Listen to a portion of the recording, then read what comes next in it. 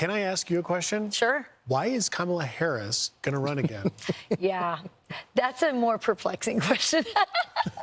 It is the scariest question. It's unanswerable. But this is what we're hearing from the BBC, by the way. And this is just came in. It's a quote from her. She says that I'm not done. I have lived my entire career as a life of service, and it's in my bones. I think there are all kinds of polls that will tell you a variety of things. I've never listened to polls. If I listened to polls, I would not have run for my first office or my second office, and I certainly wouldn't be sitting here in this interview. So she's had a lot of opportunities to talk about, whether she wants to run or not. She's just saying it now.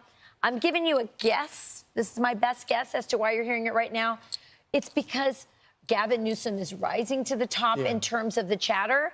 And you're also seeing Barack Obama send hints out there that his it girl is actually not Kamala, it's Gavin Newsom. And it's kind of funny, she waits, she's done a ton of interviews trying to hawk her book. She waits until she does the foreign press to sort of dribble this out. I love that she says, if I listen to the polls, if you listen to the elections, you would have never run again. Remember, this was in 2020, she was deemed the it girl in 2019 when she announced that she was running for the Democrat nomination.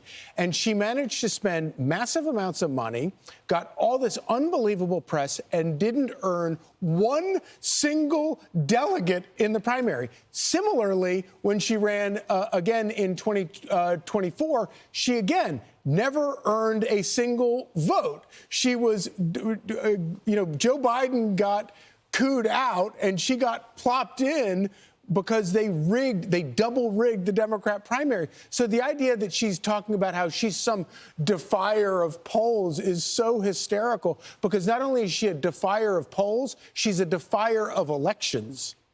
Why is she doing this now? Well, I think when you talk about the polls, Charlie, I think she's behind literally Dwayne "The Rock" Johnson in polling of who might be the best person. And I don't know, Rachel, why she's doing it now, because, the election was largely last November about the border, and immigration was a top issue that President Trump drove home on.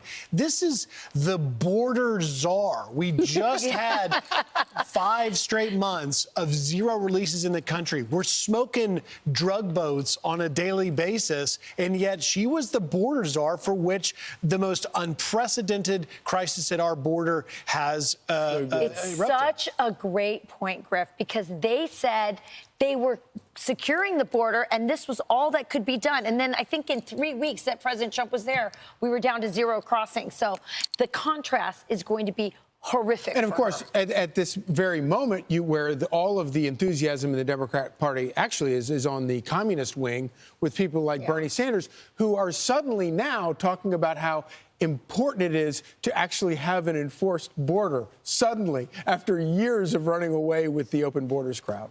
I'm Steve Doocy. I'm Brian Kilmeade. And I'm Ainsley Earhart. And click here to subscribe to the Fox News YouTube page to catch our hottest interviews and most compelling analysis.